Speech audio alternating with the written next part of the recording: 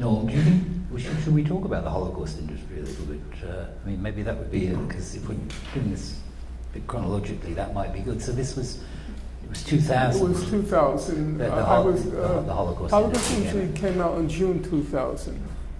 And we published this together. Well, I mean, Norman at that time, Colin was the head of, you might call it a sister publishing house, Verso. He was the director. I don't remember how the conversation came about, but I was criticizing another book. It was called The Holocaust in American Life by Peter Novick. And I said it was a good book, there's a lot there, but I think he got this wrong, and I think he got that wrong, and I think he got that wrong. And I knew he got it wrong for a very simple reason. My parents passed through the Nazi Holocaust. I passed through the experience in American life. I knew what it was like to be Holocaust survivors and a family of Holocaust survivors growing up in the United States. And the title of the book was The Holocaust in American Life.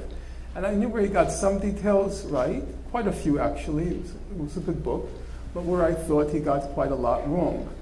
And I was talking about with Colin, and he said, well, why don't you turn that into a book? And actually, I have no recollection of writing the book, because I think it just all came out.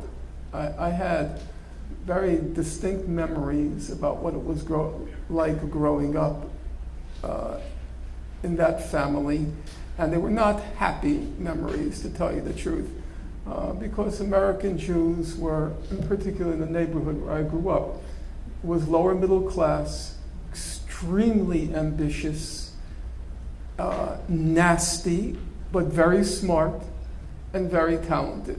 And this was an environment, a milieu, where they didn't want to hear about the Holocaust, because the Holocaust was something in the past, and it was something depressing, and it was about suffering. But these people were out to conquer, they were out to conquer the inner sanctums and the upper reaches of American power and professional life.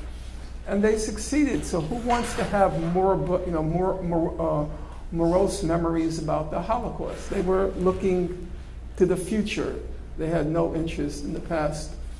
And all of the associations with being a family of Holocaust survivors, they were all negative. Number one, you were immigrants. The expression was, older people in the room will remember, you were called greenhorns, which means you didn't really know your way in the United States. And secondly, all the connotations of being a Holocaust survivor were all negative. You went like sheep to slaughter. You must have done something dirty to survive. And so it's very vividly etched in my mind how much my parents were ostracized, frowned upon, looked upon with a high degree of contempt. And so when this Holocaust industry, as the book eventually became called, when it started up, the whole depiction of the Holocaust in American life just radically changed. And there's reason to speculate on why and how, and a lot of the things I had to say in the book rubbed people very much the wrong way, including, by the way, people at Verso. There was an accountant, a Hungarian fellow, I forgot his name, but it's not important, very unhappy with the book. Then the lawyers stepped in a big way, and they said, this has to be cut, and that has to be cut, and that has to be cut, and that has to be cut.